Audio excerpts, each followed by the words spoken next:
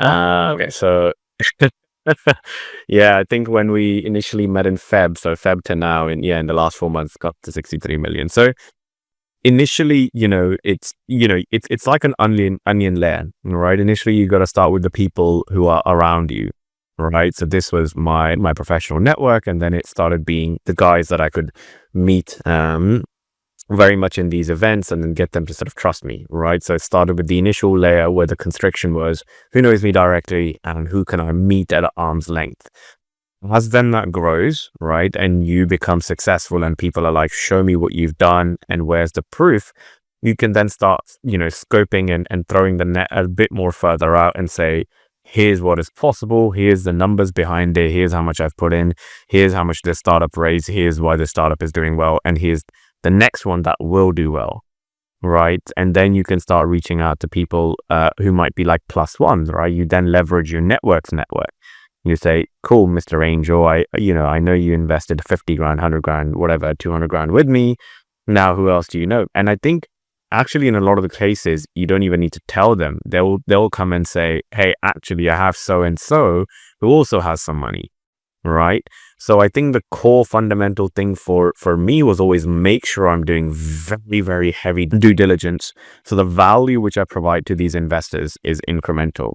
And then that then leads to, you being able to access their network, which then, is always a lot easier because you're not having to sell to them. The guy in the middle, the trusted source for both of you, is doing the selling for you because you say, where's the proof? Well, here's just look at your friend, right? There's the proof in the pudding.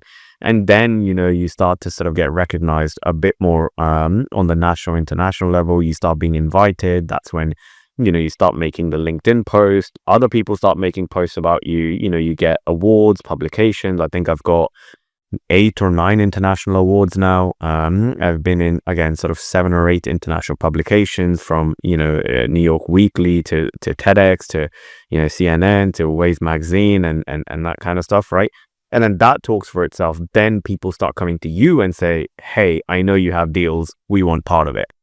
Right. And then you sort of start leveraging that more and more and more. And at that point, you need to start to understand how, where do I actually, so now I have buckets of capital. How do I be very strategic with this? So at every sort of stage, you need to play it differently and look at what constraints do you have and what availability do you have and how do you make that work the best. But never forget, don't take shortcuts. Don't be like, oh, okay, this person really quickly trusting me. Oh, the startup is going to give me like 5-10%, whatever. I'm going to make money out of this and I'm going to do it. Right. When you start being,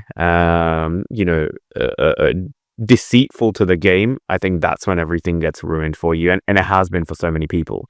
Right. So I would always say, take a less cut, if you have to, but try and really bring value and just think from the point of view that if this was your own money,